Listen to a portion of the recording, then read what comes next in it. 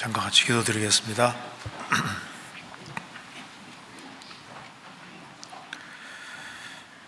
자비로우신 우리 아버지 하나님, 저희들에게 또 한 해를 허락해 주신 것을 감사합니다. 이번 동계수련회를 통해서 또 새로운 힘을 얻게 해주시고 또 주님의 복음과 영광을 위해 살 수 있는 마음을 더욱 일으켜 주신 것도 감사드립니다. 새 주 안에서 풍성한 결실을 맺을 수 있도록 역사해 주시고 저희 모두를 주 안에서 귀하게 사용해 주옵소서. 국내와 해외 전도하는 그 모든 일에 최선을 다할 수 있도록 도와주옵소서. 또 다음 주에 있을 전도집회에도 함께 해주시고 도와주시옵소서. 오늘 모든 시종 주 성령께서 함께 해주시고 이 말씀들이 우리 마음속에 교훈이 될 수 있도록 도와주시옵소서. 우리 구주 예수 그리스도 이름으로 기도하옵나이다. 아멘. 성경 유다서 1장 찾겠습니다. 유다서 1장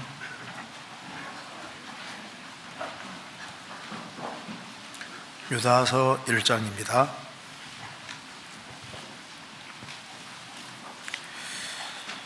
1장 12절을 제가 읽겠습니다.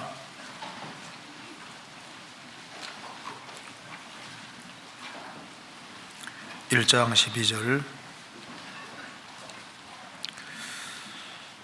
저희는 기탄 없이 너희와 함께 먹으니 너희 애찬의 암초요 자기 몸만 기르는 목자요 바람에 불려가는 물 없는 구름이요 죽고 또 죽어 뿌리까지 뽑힌 열매 없는 가을나무요 자기의 수치에 거품을 뿜는 바다의 거친 물결이요 영원히 예비된 캄캄한 흑암에 돌아갈 유리하는 별들이라.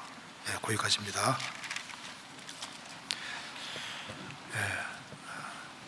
새해에도 주님의 은혜와 사랑이 함께 하시기를 진심으로 기원합니다. 그리고 이제 올해는 좀 잘 살아야 되겠다는 마음이 좀 간절해지시죠? 왜 나이를 한 살 더 먹었으니까 올해는 좀 잘 살아야 되겠다 그런 마음이 다 간절하려고 생각을 합니다. 자, 오늘은 제가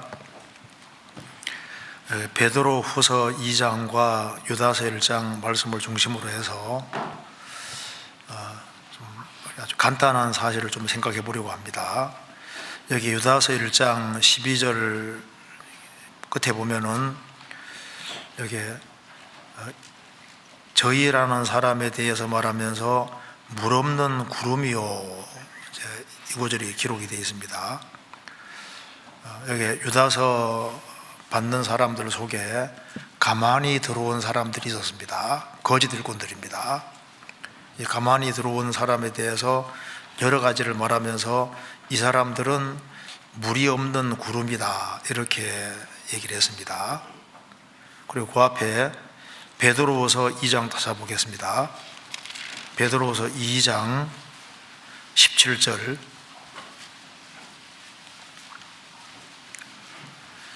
이 장 17절에 이 사람들은 물 없는 샘이요 광풍에 밀려가는 안개니 저희를 위하여 캄캄한 어둠이 예비되어 있나니. 이게 이제 베드로후서 받는 사람 속에 거짓 일꾼들, 구원 안 받은 거짓 일꾼들을 얘기를 하면서 이 사람들은 샘은 샘인데 물 없는 샘이요 이렇게 말씀했습니다. 그러니까 베드로후서 2장에서는 이 거짓 일꾼들을 가리켜서 물 없는 샘이라 그랬고 유다서 1장에는 물 없는 구름이라고 이렇게 말씀했습니다. 근데 물론 이렇게 강조하는 것은 물이 없다는 것을 강조를 하고 있습니다. 물. 그러면 물 없는 샘이요 물 없는 구름이요 바꿔 말하면은 물이 있는 샘도 있고 물이 있는 구름도 있을 거 아니에요. 거짓 일꾼들은 물이 없는 샘이고 물이 없는 구름이라고 했습니다. 조금 이따 배우겠지만은 여기 물이 있다는 것이 뭘 말할까요? 물이 없다는 게 뭘 말할까요? 이제 같이 이 교회 안에 신앙생활을 하는 것처럼 보이는데 그 사람에게서 나오는 거 보면 물이 없는 거예요. 그러니까 깨달아지는 말씀도 없고 그리고 성령 역사도 없다는 겁니다. 그래서 구원받은 사람 속에는 성령이 와 계시고 그 생수의 강이 흘러나리라는 말씀대로 그 성령의 역사가 그 사람 속에 나타나게 되어 있고 그 사람 통해서 깨달아지는 말씀들이 나오도록 되어 있는데 이제 이 사람들은 물이 없는 샘이고 물이 없는 구름이라고 말씀하신 겁니다.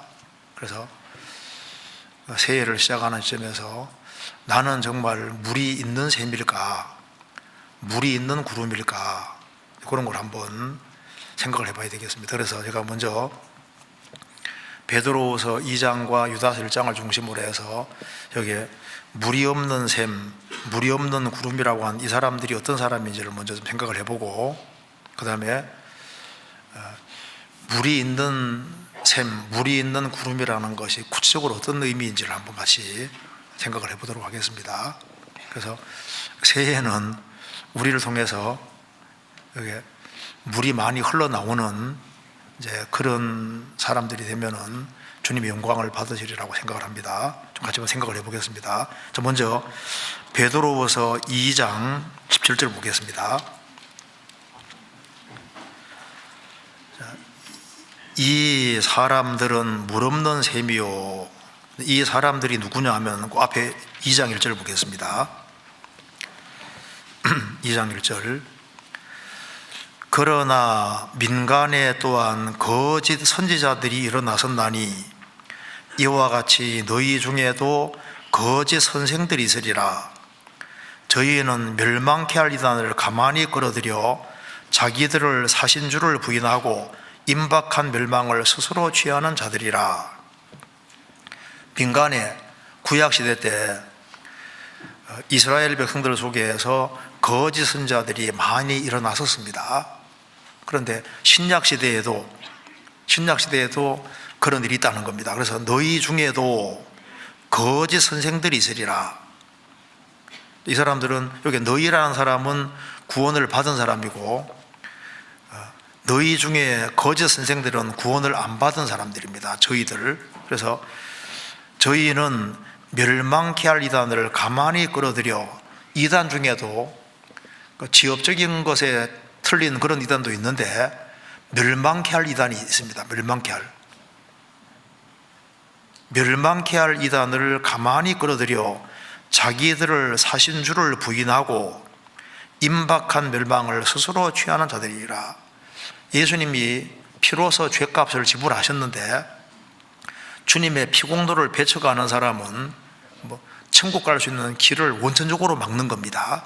그러니까 이단 중에서 사실 제일 무서운 이단은 예수님의 피를 부정하는 거예요.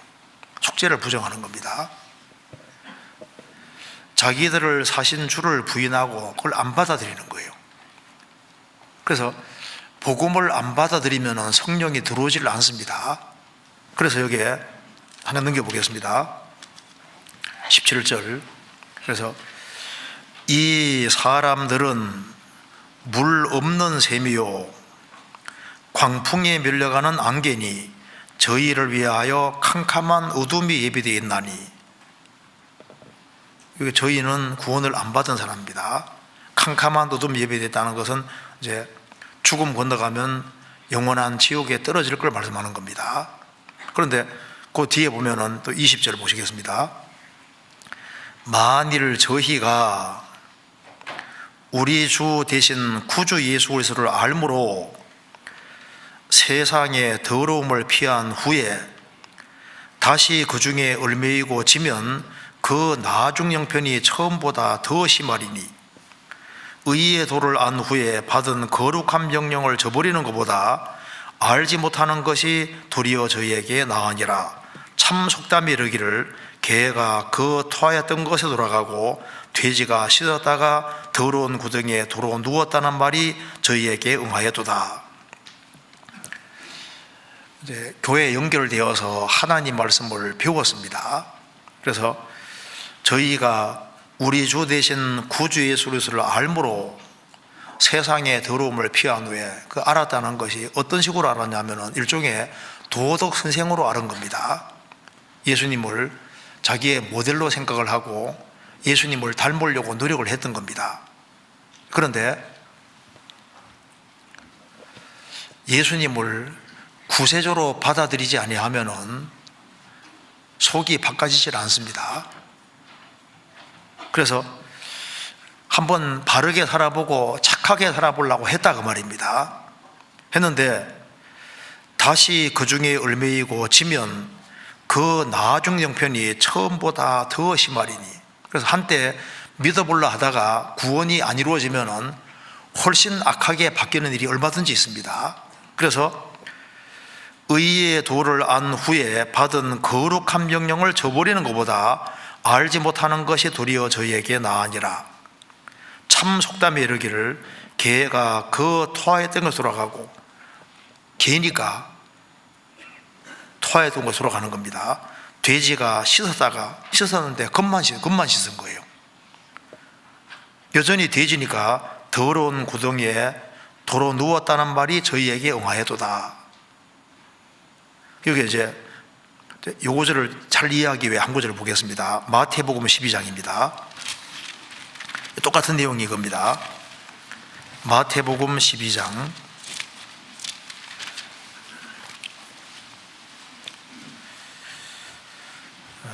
43절입니다.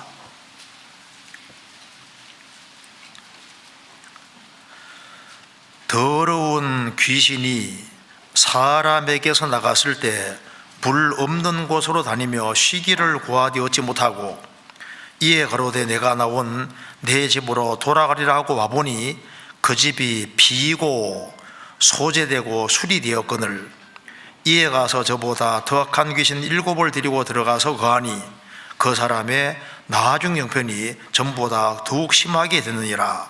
이 악한 세대가 또한 이렇게 되리라. 유대인들은 이방인과 달리 그들은 율법이 있었습니다. 하나님 말씀대로 살려고 노력했습니다. 그래서 이 더러운 귀신이 아이고 이 사람들은 깨끗하게 살려고 하니까 싫다 하고 나갔다 그 말입니다.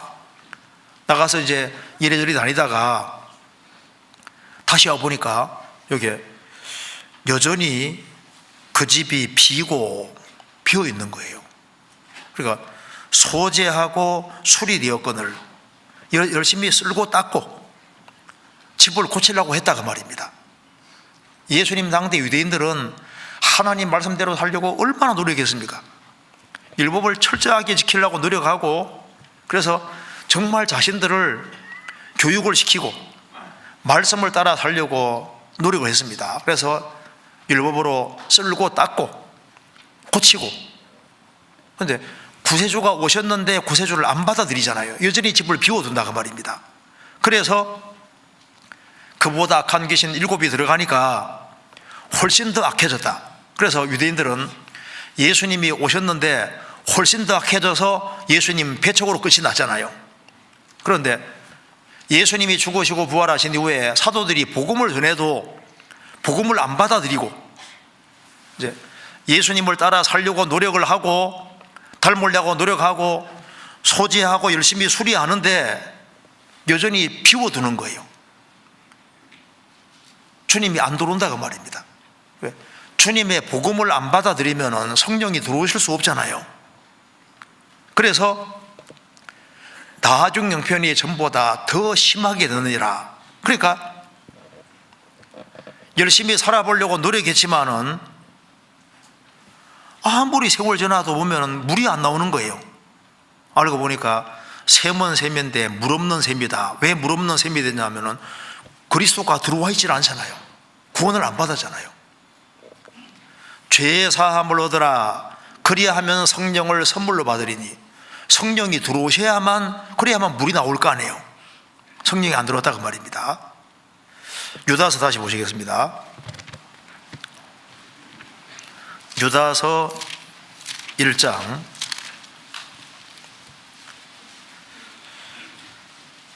12절.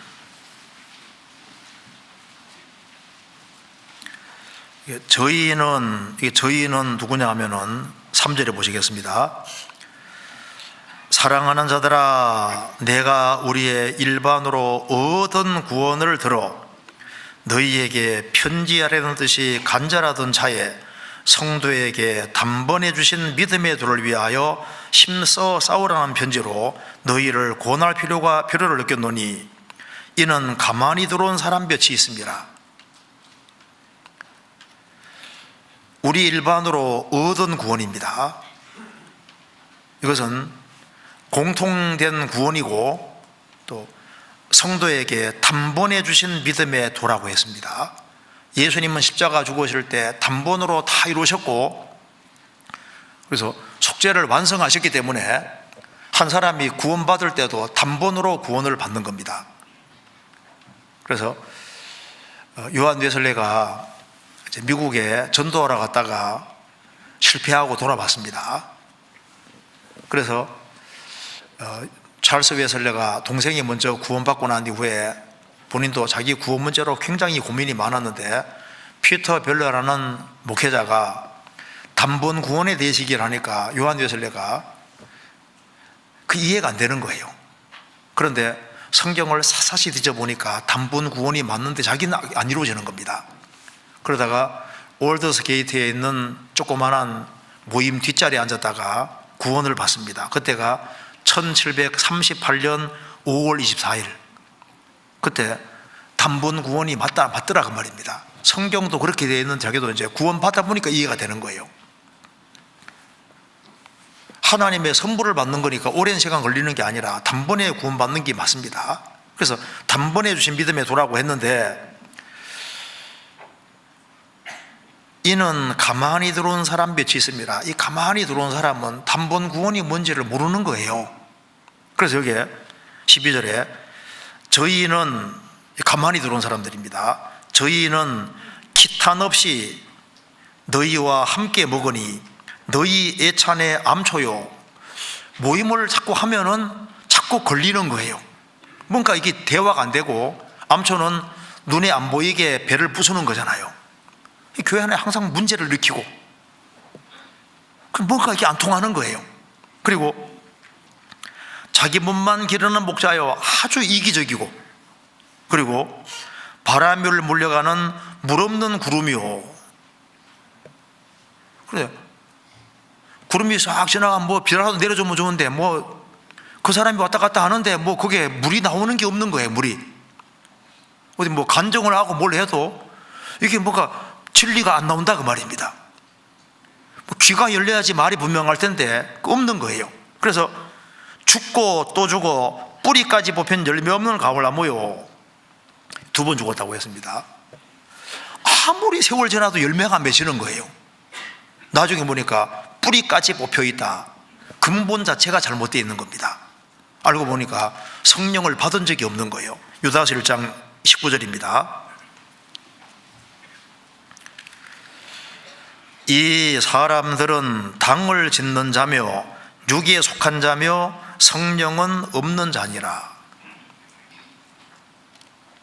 그러면 막 돌아다니잖아요. 돌아다니는데 뭐 나오는 거라고는 성령의 역사라는 게 없고, 성령이 깨닫게 해주는 말씀 그런 게 아무것도 없는 거예요. 그래 알고 보니까 구름은 구름인데 물 없는 구름이다 그 말입니다. 이건 이해되시죠? 그러면 구원을 받은 사람은 물이 없는 구름일까요? 물이 있는 구름일까요? 그럼 물이 있는 거예요. 그러니까 우리는 구원받은 사람은 물이 있는 셈이고 물이 나오는 셈이고 비를 내리는 구름과 똑같다 그 말입니다. 그렇죠? 그러면 이제 구약시대 때 하나님께서는 이스라엘을 통해서 하나님 역사를 펼치셨습니다. 그래서 하나님은 아브라함의 하나님, 이삭의 하나님, 야곱의 하나님이라고 말씀하셨고, 그리고 야곱 12지파 통해서 하나님 역사를 펼치셨습니다. 그때 출애굽을 하고 가나안 땅 들어가 사는 12지파를 가리켜서 분명히 셈이라고 성경에 표현을 했습니다. 성경 찾아보시겠습니다.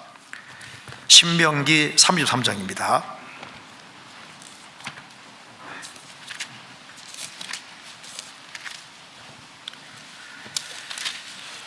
신명기 33장 28절입니다.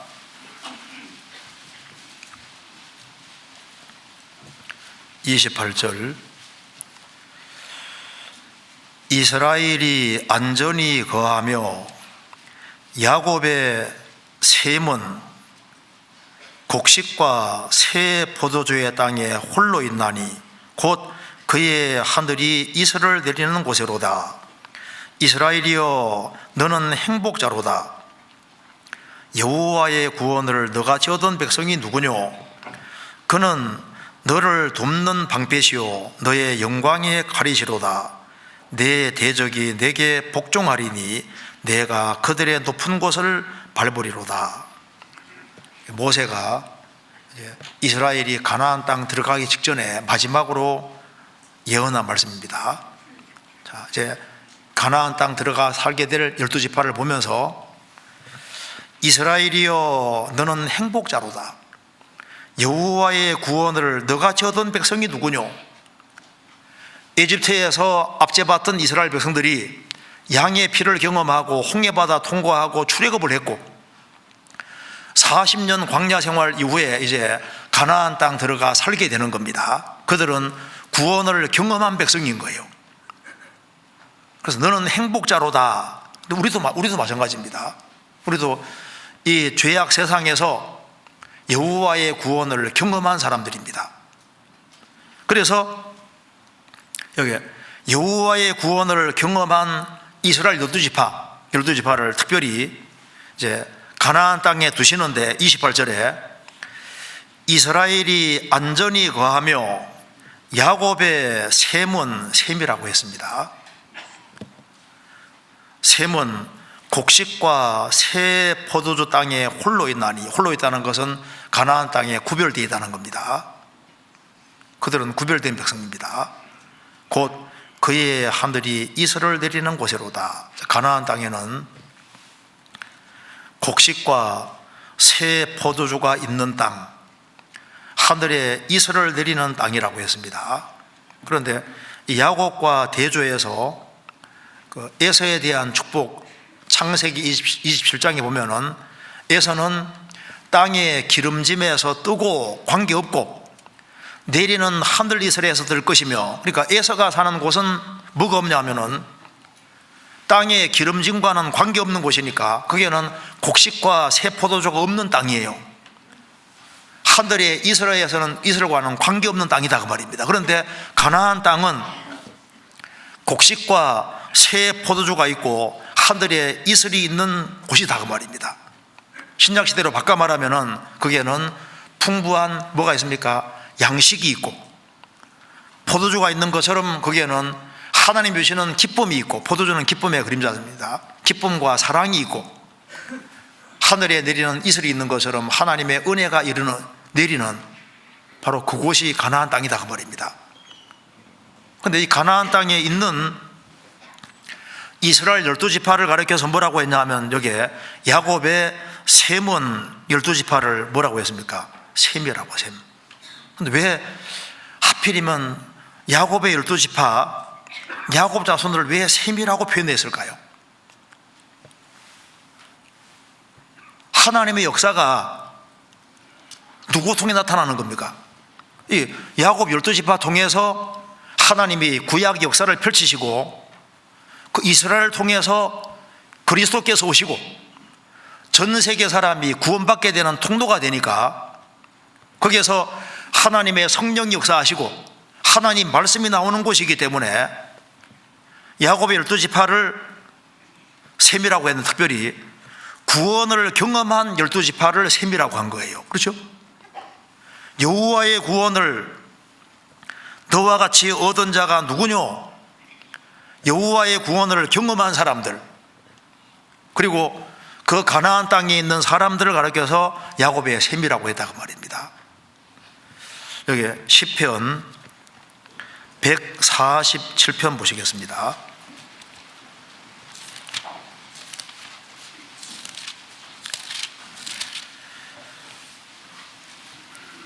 (147편) 19절.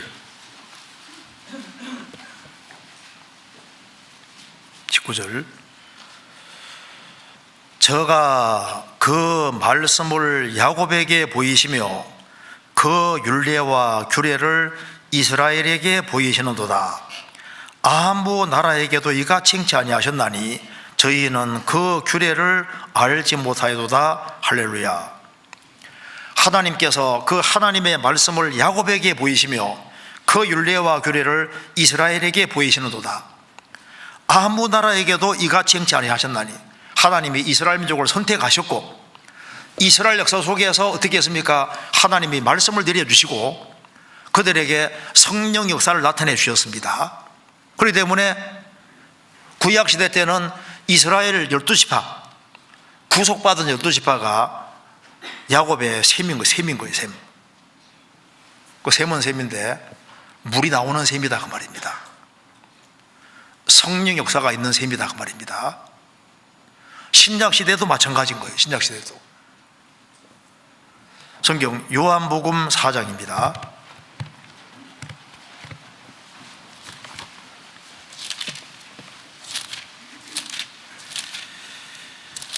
요한복음 4장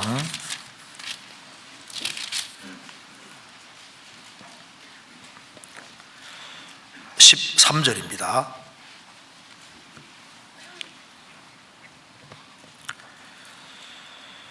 예수께서 대답하여 가라사대 이 물을 먹는 자마다 다시 목마르느니와 내가 주는 물을 먹는 자는 영원히 목마르지 아니하리니 나의 주는 물은 그 속에서 영생하도록 솟아나는 샘물이 되리라. 사마리아 여자는 6번째 남편하고 살고 있었습니다. 그런데 이 여자는 진리를 간절히 갈망하는 여자였습니다. 그래서 유대인들은 사마리아 지역을 통과하지 않는데 예수님은 기어코 사마리아 지역을 통과하려고 하셨습니다. 왜냐하면 거기에 진리를 구하는 한 여자가 있었기 때문입니다. 예수님께서 이 여인과 대화하는 가운데 이 물을 먹는 자마다 다시 목마를 것이다. 사마리아 여자는 우물물을 기르러 왔던 겁니다. 예수님께서 이 우물물을 먹는 자마다 다시 목마를 것이다. 이게 뭘 말하냐면은 사마리아 여자는 남편을 계속 바꾸었습니다. 이제 6번째 남편과 살고 있는데도 불구하고 참 만족이 없는 거예요. 이 물을 먹는 자마다 다시 목마를 것이다. 이 세상에 그 무엇을 추구한다 할지라도 계속해서 영혼의 갈증이 더 생길 뿐이다 그 말입니다.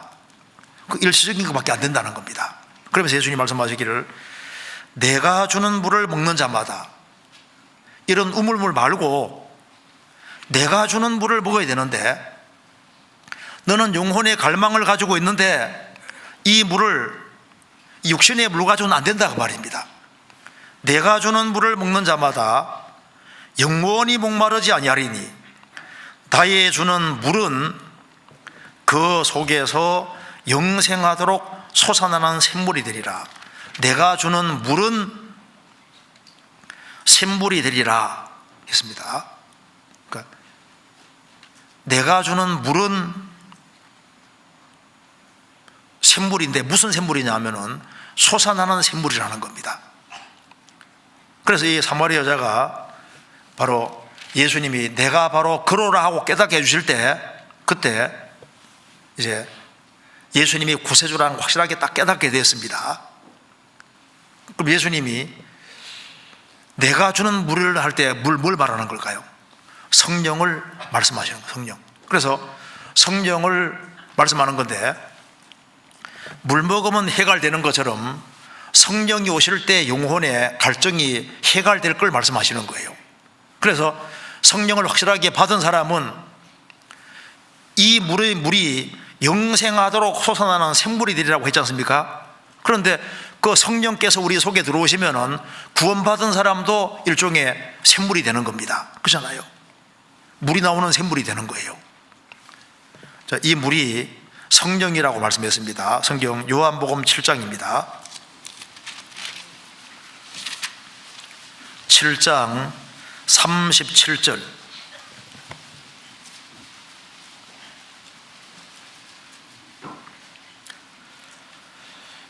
명절 끝날 곧 큰 날에 예수께서 서서 외쳐 가라사대 누구든지 목마르거든 내게로 와서 마시라.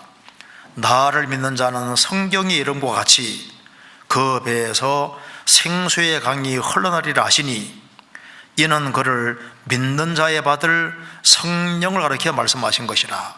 자, 목마르거든 내게로 와서 마시라.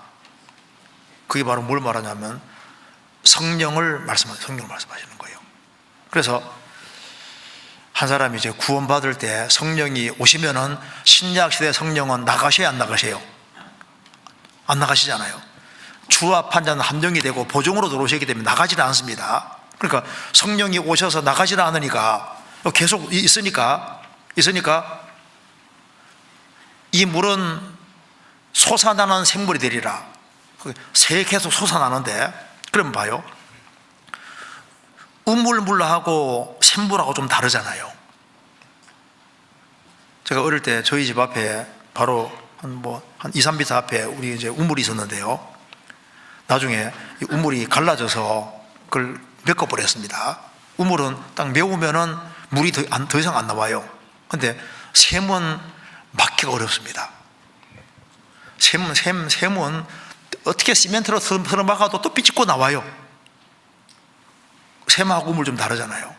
예수님께서는 이 우물물을 먹는 자마다 다시 목마른데 내가 주는 물을 먹는 자는 영원히 목마르지 아니하리니 속에서 영생하도록 솟아나는 샘물이 되리라. 분명히 솟아나는 샘물이 되리라. 성령이 오시면은 내주하시고 나가지 않으시니까 이게 없어지지 않으니까 이게 자꾸 올라온다니까요. 그래서 구원받고 나면은 올라오죠. 자꾸 입이 근질근질해지고 얘기를 해주고 싶잖아요. 복음 전하고 싶은 마음이 올라오잖아요. 그렇죠? 마음속에 성령이 주시는 기쁨도 자꾸 올라온다니까요. 쭉 올라오거든. 평강도 올라오고 감사도 자꾸 올라오잖아요. 영생하도록 솟아나는 샘물이 되리라. 제가 노래만 좀 잘하면은 참 여기에 내게 강 같은 평화 넘치는 노래 있잖아요. 아유, 다른 분 노래 잘하던데. 평강이 넘치네 내게 샘 솟는 기쁨, 그 노래 있잖아요. 샘 솟는 기쁨, 내게 바다 같은 사랑, 이 노래가 있습니다. 그러니까 지금 올라오는 것이 있는 거예요. 올라오는 것이 영생하도록 솟아나는 샘물이 되리라. 그래서 구원받은 사람은 성령이 다 와 계시니까 이게 안 나가시니까, 성령이 안 나가시니까 이게 샘이 여기 딱 있는 거라고요. 그래서 자꾸 나올 수밖에 없습니다. 누가 틀어막아 자꾸 나오게 돼 있는 거예요. 솟아나는 샘물이 되리라. 성경 잠언 18장입니다. 잠언 18장 4절.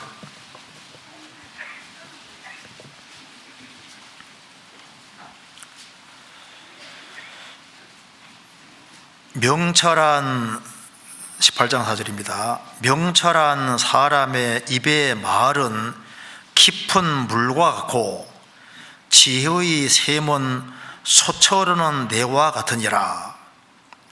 명철한 사람의 입의 말은 깊은 물과 같고 지혜의 샘은 솟처르는 내와 같으니라. 지혜의 샘은 솟처르는 내와 같으니라. 또 한 군데 적겠습니다. 잠언 10장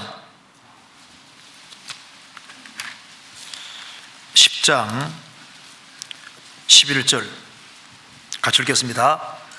의인의 입은 생명의 샘이라도 악인의 입은 독을 머금었느니라. 의인의 입은 생명샘이라도, 그렇죠? 구원받은 사람의 입은 거기에서 왜 생명의 샘이라 했냐면은 속에 성령이 계시고 샘의 근원 대신 성령님께서 딱 계시고, 그리고 입에서도 뭐가 나오는 겁니까? 입도 샘과 비슷하게 바뀌어지는 겁니다. 의인의 입은, 자, 의인의 입은 생명의 샘이라도, 그 생명이 나온다는 것은 뭡니까? 사람을 살리는 말씀이 나오는 거예요. 입에서. 그잖아요. 생명의 샘이다 그 말입니다. 그러니까 구원받을 때도 다른 사람이 입으로 전도해서 구원받았잖아요. 그래서 전도해서 사람을 살리는 거니까 그 입이 생명의 샘과 같이 되는 것이 맞지 않습니까?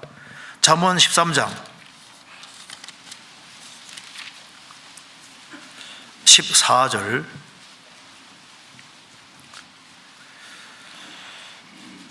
지혜 있는 자의 교훈은 생명의 샘이라 사람으로 사망의 그물을 벗어나게 하느니라. 지혜 있는 자의 교훈은 생명의 샘이라도, 생명의 샘이라 사람으로 사망의 그물을 벗어나게 하느니라. 그래서 지혜자의 입에서 나오는 생명수가 그의 결국은 사람 영혼을 구원에 이르기도 하는 겁니다. 종교개혁 당시에 루터의 입은 생명의 샘 비슷한 거예요. 거기에서 하나님 말씀이 나오니까 생명의 교훈이 나와서 사람을 살리니까. 그래서 루터 통해서 얼마나 많은 사람이 구원받았습니까? 휘트필드라든가 스펄전이라든가 디엘 모디라든가 그 하나님의 일꾼 통해서 많은 사람들이 구원을 받았습니다. 그들이 본 생명샘 역할을 한 거예요. 그 휘트필드가 한 번은 설교를 하는데 휘트필드가 목소리가 엄청 컸습니다. 몇만 명이 모여도 다 야외에 들릴 정도로 목소리 크잖아요. 그래서 휘트필드가 설교하면 사람들이 막 많이 몰려다니니까 한 완고한 사람이 도대체 왜 저렇게 몰려다닐까? 그래서 대중 집회 야외에서 할 때 궁금해가지고 나무 위로 올라갔습니다. 올라가서 도대체 모여가지고 뭐한가 궁금하잖아요. 근데 목소리는 듣기 싫고 하니까 나무 위에서 이제 딱 귀를 틀어막고 구경하고 있습니다. 그런데 파리 한 마리가 여기에 딱 달라붙은 거예요. 그래서 요렇게 하는데 안 떨어지는 겁니다. 그러니까 두 손 떼기는 싫으니까 한 손 떼가지고 파리를 탁 치는 순간에 뭐라 했는 줄 아시죠? 귀 있는 자는 들어라. 그리고 그 말 때문에 마치 하나님이 자기에게 말하는 것처럼 들렸다 그러잖아요. 그래서 손 다 떼고 그 위에서 말씀 듣고 이렇게 해가지고 결국은 예수님 믿게 되는 그 얘기가 있습니다. 그러니까 우리가 이제 구원을 확실히 받은 사람이 하는 말이 생명의 샘이 되는 거예요. 사람을 구원의 길로 인도하는 것이 되는 겁니다. 또 이런 얘기 들어보셨어요? 미국에서 한 여자분이 이제 교회 생활을 하는데 남편을 구원의 길로 인도하는데 남편이 꿈쩍도 안 하는 겁니다. 그래서 계속 기도하면서 하나님, 우리 남편 좀 그 교회 나와서 신앙생활 하면서 구원받겠다라고 계속 기도하는데 어느 날 남편이 주일날 한번 가보겠다는 거예요. 그래서 막 기도를 세게 했답니다. 하나님, 목사님에게 꼭 맞는 얘기 해주시라고 기도를 세게 하고 갔는데 창세기 5장을 목사님이 설교하는 거예요. 5장에 무슨 얘기가 많은 줄 알죠? 몇 살까지 살다가 죽었더라, 살다가 죽었더라, 그 말만 잔뜩 있습니다. 근데 그걸 본문을 쫙 다 읽고 난 다음에 설교하는데 아내는 대실망이 된 겁니다. 우리 남편이 오래간만에 왔는데, 처음으로 교회 왔는데 맨 살다가 죽었다가 죽고 그 말만 나와 있고, 이제 그러니까 실망했는데 그 다음 주부터 남편이 먼저 이렇게 교회당에 나오는 거예요. 계속해서. 나중에 확실한 신앙을 가지게 됐습니다. 아내가 물었습니다. 당신 어째서 이렇게 마음이 바뀌어져서 하니까, 내가 교회를 처음 갔는데 목사님이 창세기 5장을 다 읽는데 살다가 죽었더라, 살다가 죽었더라, 살다가 죽었더라, 그 말이 계속 나와 있으니까 나도 죽는구나, 나도 언젠간 죽는구나. 그런데 거기에서 에녹은 산채로 들림받는 얘기가 나와 있잖아요. 그래서 다 죽는데 살 길도 있구나. 그러니까 그날 가서 그 설교들은 그것이 그 남편의 마음을 바꾸고 나중에 진리를 확실히 깨우치는 길까지 나가게 됐다고 말입니다. 생명의 샘인 거예요. 그런데 구원을 받은 사람 입도 마치 생명샘과 똑같은 거예요. 그런데 잠언 10장 보시겠습니다. 10장 11절 보면은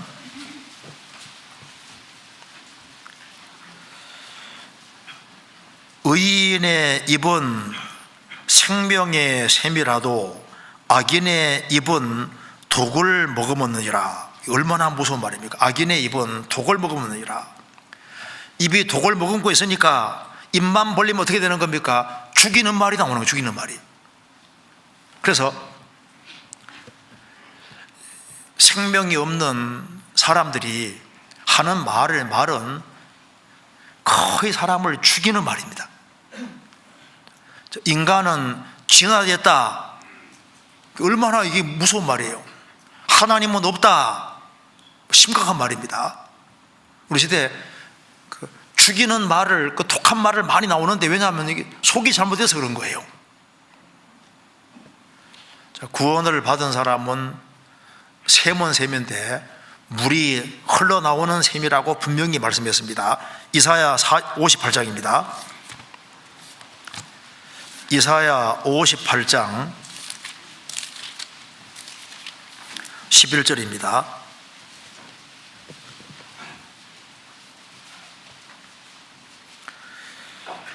11절 천공 38페이지입니다.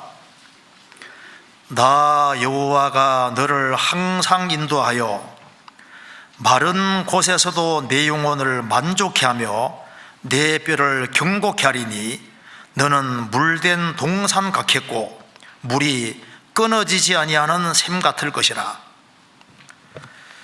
나 여호와가 너를 구원받은 사람을 항상 인도하십니다. 마른 땅에서도 가물 때에도 광야에서도 내 영혼을 만족케 하며 내 뼈를 경고케 하리니 너는 영혼이 물된 동산 같겠고 물이 끊어지지 아니하는 샘 같을 것이라. 영생하도록 솟아나는 샘물이 되리라. 자, 그래서 구원받은 사람 속에 물이 나옵니다. 성령 역사가 구원받은 사람 통해 펼치잖아요. 자, 그런데 성경에서는 아가서에 나오는 그 술람 여인은 성도의 그림자인 동시에 교회의 그림자입니다. 그런데 술람 여인 보고도 뭐라 했냐면은 샘이라고 했고 흐르는 신이라고 했거든요. 성경에 적혔습니다. 아가서 4장입니다.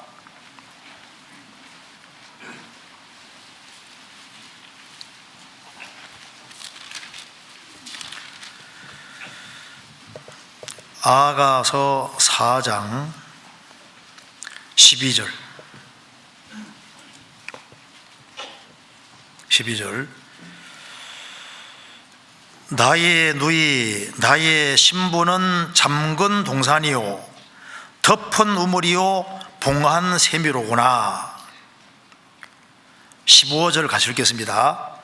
너는 동산의 샘이요 생수의 우물이요 레바논에서부터 흐르는 시내로구나. 술람면에 대해서 얘기하기를 처음에는 덮은 우물 봉한 샘이라고 했는데 시간 지나가니까 이 커져서 너는 동산의 샘이요 생수의 우물이요 레바논에서부터 흐르는 시내로구나.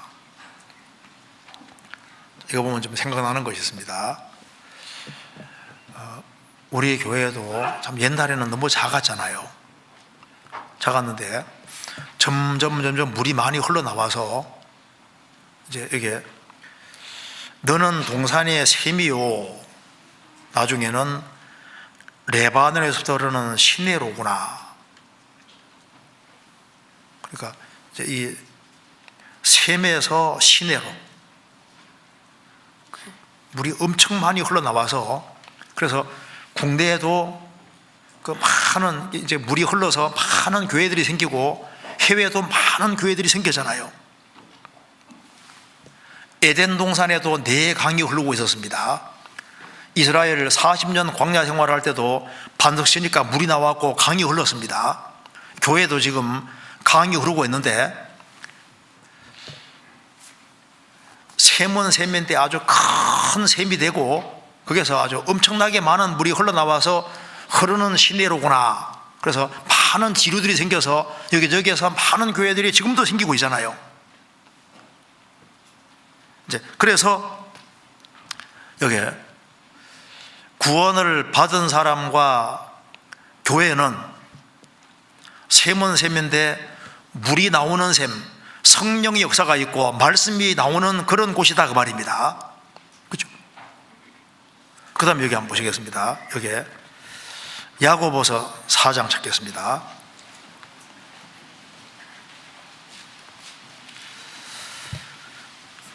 야고보서 4장.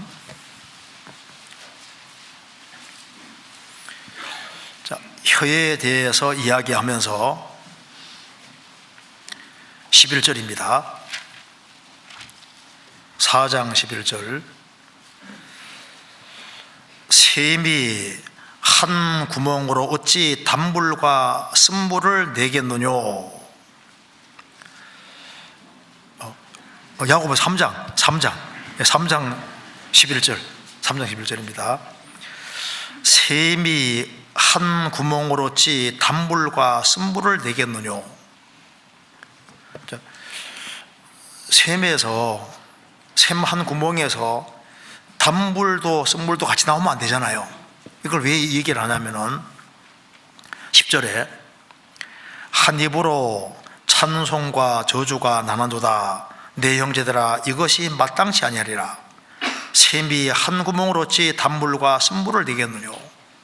구원받은 사람은 성령을 받은 사람인데, 구원받은 사람 입은 생명의 샘인데 생명이 흘러나오는 샘이 되어야 되는데 어떻게 한 입으로 찬송도 하고 저주도 하고 단불도 나오고 쓴불도 나오면 되겠느냐. 그러니까 구원받은 사람 입에서 생명이 나오는 그런 말이 나와야 될 것을 얘기를 하고 있는 겁니다. 그 앞에 야고보서 1장 6절입니다. 3장 6절입니다. 6절. 혀는 곧 불의의 세계라. 혀는 우리의 지체 중에서 온몸을 더럽히고 생애의 밖기를 불살아나니 그 살아난 것이 지옥불에서 나느니라. 혀에 대해서 얘기하면서 혀는 뭐냐? 불이다. 조그만한 불이 산 태우는 것처럼 이 혀가 엄청나게 큰 해악을 끼칠 수 있다는 걸 얘기를 하는 겁니다. 혀는 곧 불이요. 잘못 사용하면 이게 집도 불내고 불내는 거예요. 혀는 불이요. 그 다음에 혀는 불의의 세계라. 혀를 세계라고 했습니다. 왜 혀를 세계라고 했을까요? 세계는 넓고 크잖아요. 세상에서 혀만큼 큰 것이 없습니다. 자, 한 사람 영혼을 천하보다 크게 생각하시는 하나님이신데, 인간 혀는 우리 온몸 중에 너무 작은 한 부분인데 혀가 무지무지하게 큰 거예요. 혀는 세계라. 세계인데 불의의 세계라고 했습니다. 혀 잘못 사용하면은 세상을 완전히 망하게 하는 거예요. 하와가 선악과를 먹고 난 이후에 아담에게 갖다 줬잖아요. 그 마귀 거짓말을 받아들이고 그래서 그 선악과 받아 먹고 아담도 망하고 전 인류가 다 망했습니다. 이거 좀 잡숴봐요. 그 말 자체가 죽이는 게 돼버리잖아요.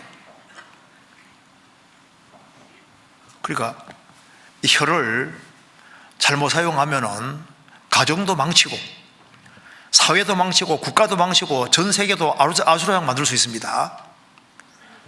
혀를 바르게 사용하면은 가정도 살리고 국가도 살리고 세계도 살릴 수 있는 거예요. 혀는 그만큼 능력이 큰 겁니다. 그러니까 혀가 얼마나 큰 것인지를 생각하라고 얘기를 하는 겁니다. 그래서 생애의 밖기를 불사른다. 우리가 이제 한 살 더 먹었으니까 수레바퀴 한번 더 굴러갔는데 내 인생을 자꾸 더럽히는 것이 뭐냐? 혀다 그 말입니다. 구원받은 사람 속에 성령이 와 계시고, 그래서 생명의 샘이 됐으니까 입도 생명의 샘이 돼야 되고, 그래서 우리 입에서는 무슨 말이 나와야 되냐 하면은 감사하는 말이 나오고, 사람을 살리는 말이 나오고, 덕을 세우는 말이 나와야 되고, 건지는 말이 나와야 되는 겁니다. 그래서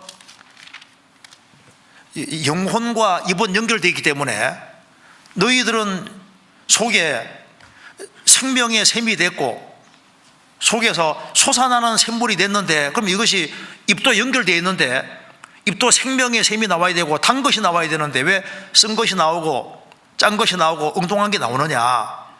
그러니까 너 점검해봐라.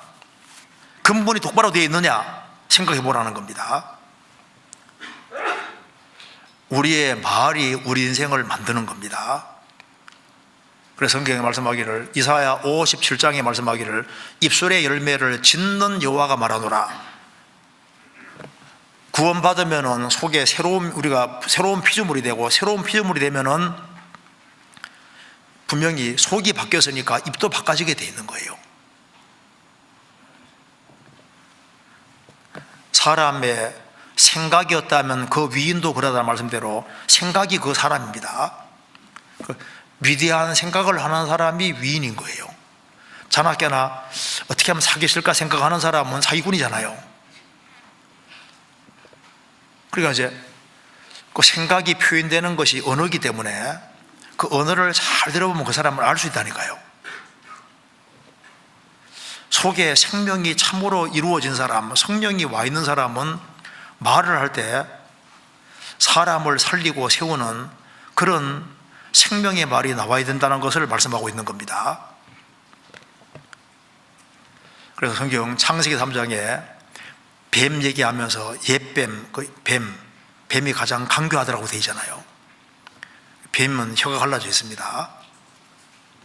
그러니까 함부로 거짓말을 하고, 그리고 이간시키는 혀, 이거는 마귀에게 속한 겁니다. 요한계시록 16장에 개구리 같은 새 더러운 영이라 했는데 개구리 시끄럽잖아요. 좀 대화를 해야 되는데 시끄러워요. 그죠? 그러니까 구원받은 사람은 얘기해도 이게 정말 덕이 될지 안 될지 이런 걸 잘 생각하면서 얘기해야 됩니다. 우리는 왜냐하면 좋은 날 보기를 바라는 사람입니다. 주님을 좋은 마음으로 보기를 원하는 사람이기 때문에 세상 사람들이 어떻게 살든 간에 우리는 조심조심 생을 살아야 되고 조심스럽게 말을 해야 되는 겁니다. 그래서 우리는 샘은 샘인데 생수가 흘러나오는 샘인 거예요. 또 그리고 구름은 구름인데 물 없는 구름이 아니라 물이 있는 구름입니다. 성경 찾겠습니다. 여기 욥기 37장 찾겠습니다. 욥기 37장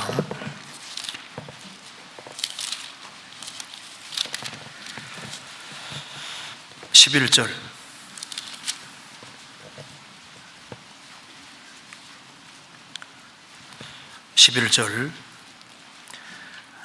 그가 습기로 빽빽한 구름 위에 실으시고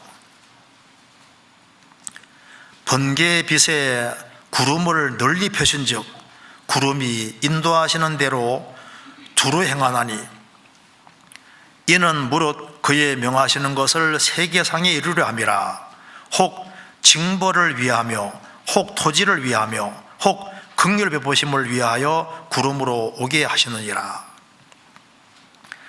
여기 샘은 한 곳에 고정되어 있는 특징이 있습니다. 구름은 떠다니잖아요. 그래서 저희들도 두 측면이 있는데 고정되어 있는 동시에 한 곳에 고정되어 있는 것도 있는 동시에 또 많이 움직이잖아요. 그래서 저희들은 샘인 동시에 구름이다. 구름과 똑같은데 어떤 구름이냐 하면은 물을 싣고 다니는 구름이다 그 말입니다. 그래서 여기 말씀하기를 구름에 대해서 얘기를 하면서 하나님이 습기로 빽빽한 구름 위에 실으시고 번개빛에 구름을 널리 펴신즉 구름이 인도하시는 대로 두루 행하나니, 구름은 이제 물을 딱 머금고 하나님이 원하시는 곳에 가서 붙잖아요. 그래서 하나님의 무릇 그의 병하시는 것을 세계상에 이루려 함이라. 혹 징벌을 위하며, 하나님 비를 사용해서 징벌도 하시고 막 홍수 내리기도 하시잖아요. 혹 토지를 위하여, 농사 짓고 살아야 되니까 그 토지를 위해서 적절하게 비를 뿌려주기도 하고, 혹 긍휼 베푸심을 위하여 구름으로 오게 하시느니라. 자, 그래서 구름이 하나님 원하시는 곳에 다니면서 붙는 것처럼 구원받은 사람은 구름은 구름인데 물이 있는 구름과 똑같은 거예요. 그래서 구원받은 사람은 물을 실은 구름과 똑같은 겁니다. 물을 실은 구름과 똑같아서 딱 원하는 곳에 가서, 주님 원하는 곳에 가서 붙는 거예요. 그래서 모세는 구름은 구름인데 무슨 구름입니까? 큰 구름이에요. 큰 구름. 그래서 모세는 말하기를 나의 말은 내리는 비와 같다고 말씀했잖아요. 이스라엘 백성들 딱 모아놓고 한 다음에 말씀을 하는데 그걸 자신이 하는 말을 비와 같다고 분명히 얘기했습니다. 그리고 구름에서 비가 싹 내리는 것처럼 말씀을 비처럼 내린다 그 말입니다. 성경 찾아보시겠습니다. 신명기 32장입니다. 신명기 32장 1절입니다.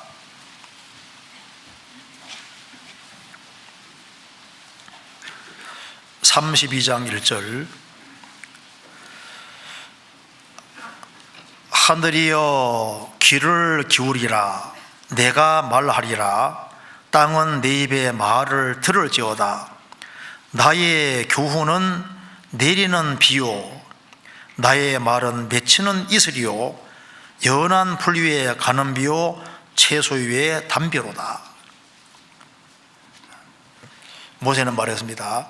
나의 교훈은 내리는 비요, 나의 말은 맺히는 이슬이요, 연한 풀 위에는 가는 비.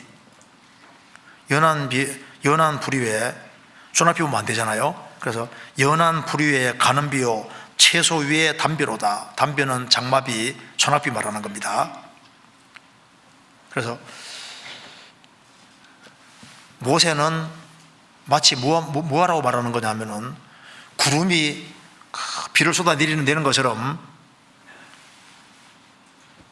물을 많이 머금은 구름과 비슷한 거예요.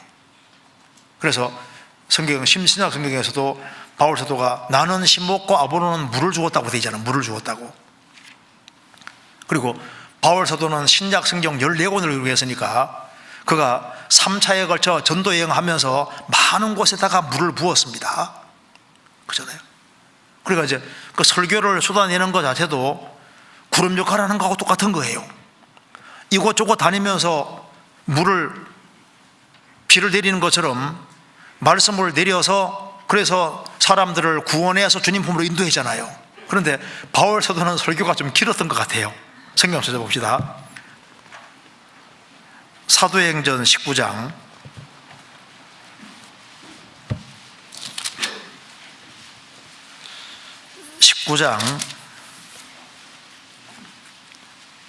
8절입니다.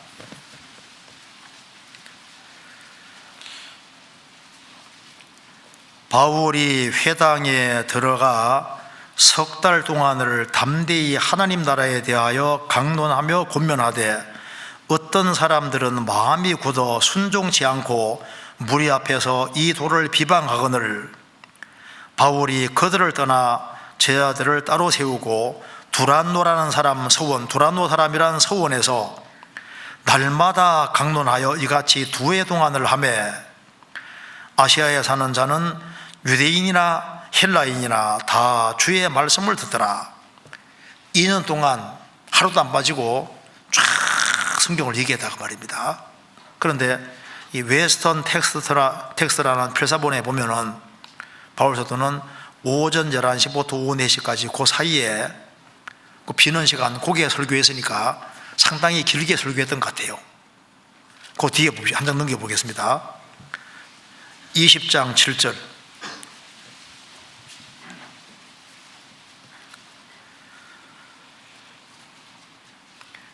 안식 후 첫날에 우리가 떡을 떼려 하여 모였더니 바울이 첫날 떠나고자 하여 저희에게 강론할세 말을 밤중까지 계속하며 우리의 모인 윗다락에 등불을 많이 켰는데 유두고라는 청년이 창에 걸터 앉았다가 깊이 졸더니 바울이 강론하기를 더 오래 하며 졸음을 이기지 못하여 삼총루에서 떨어지거늘 이렇게 보니 죽었는지라.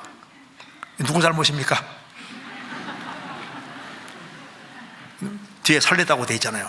이거 보면 좀 설교를 아주 길게 인걸 할 수 있잖아요. 길게. 근데 우리 이제 종모임 이렇게 구역 모임 할 때도 이제 같이 이렇게 모이면 구름이 와 있는 것도 같은 거예요. 그럼 이제 이 사람 간증하면 저 사람 간증할 때 뭐가 비슷한 겁니까? 물 붓는 거, 구름 물 쏟는 거 비슷하잖아요. 근데 간증할 때는 좀 길게 하지 마. 안 하는 게 좋아요. 너무 길게 안 하는 게 좋아. 한 사람이 너무 길게 하면 그거 안 좋은 겁니다. 그래서 구원받은 사람은 이제 여기 구름 같은 역할을 하는 것이 맞는 거예요. 근데 구름은 보세요. 이게 샘과 구름은 자체에 무슨 능력이 있는 게 아니잖아요. 구름은 쏟아 부으면 어떻게 됩니까? 또 물을 증발시키지 않으면 안 되는 거지 않습니까? 그렇죠? 욥기 한번 보시겠습니다. 욥기 36장입니다. 우리는 공급받아 쏟아붓고 공급받고 쏟아붓고 이렇게 되는 거예요. 욥기 36장 27절.